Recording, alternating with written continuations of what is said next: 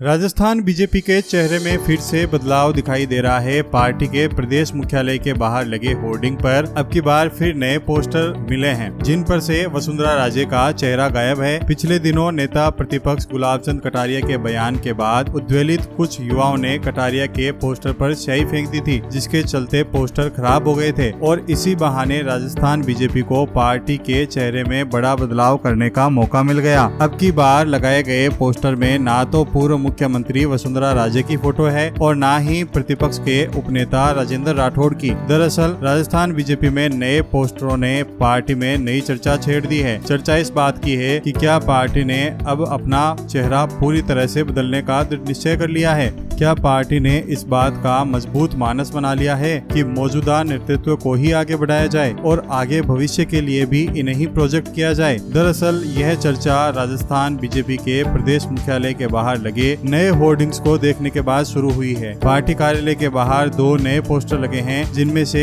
एक पर पार्टी के पुरोधा डॉक्टर श्यामा प्रसाद मुखर्जी और पंडित दीनदयाल उपाध्याय की तस्वीर है। बीजेपी के इन दोनों पुरोधाओं के अलावा दूसरा पोस्टर राष्ट्रीय नेताओं के साथ प्रादेशिक नेताओं की तस्वीर दिखा रहा है। दूसरे पोस्टर पर प्रधानमंत्री नरेंद्र मोदी और बीजेपी के राष्ट्रीय अध्यक्ष जेपी नड्डा के साथ बीजेपी प्रदेश अध्यक्ष सतीश पूनिया और प्रतिपक्ष के नेता गुलाब चंद कटारिया की तस्वीर है। जहां पार्टी के कार्यालय के बाहर पूनिया और कटारिया की तस्वीर वाला पोस्टर लगा है, उसकी जगह पहले प्रदेश के 4 नेताओं की तस्वीर वाला पोस्टर था। इन चारों नेताओं में 2 तस्वीरें मौजूदा नेताओं यानी सतीश पूनिया और गुलाब चंद कटारिया की थी, जबकि जो 2 तस्वीरें पोस्टर से हटा दी गई है उसमें पूर्व मुख्यमंत्री वसुंधरा राजे और प्रतिपक्ष के उपनेता राजेंद्र राठौड़ की तस्वीर शामिल थी। अब नए पोस्टर्स के बाद कार्यकर्ताओं के मन में यह सवाल उठ रहा है कि क्या पार्टी पूरी तरह से वसुंधरा राजे को पोस्टर फेस नहीं रखना चाहती? क्या पार्टी ने सतीश पूनिया को प्रोजेक्ट करने का पूरा मानस बना लिया है? साथ ही सवाल यह भी खड़ा होता है कि क्या इस बदलाव से पार्टी के नेताओं में आपसी सद्भाव बरकरार रह सकेगा?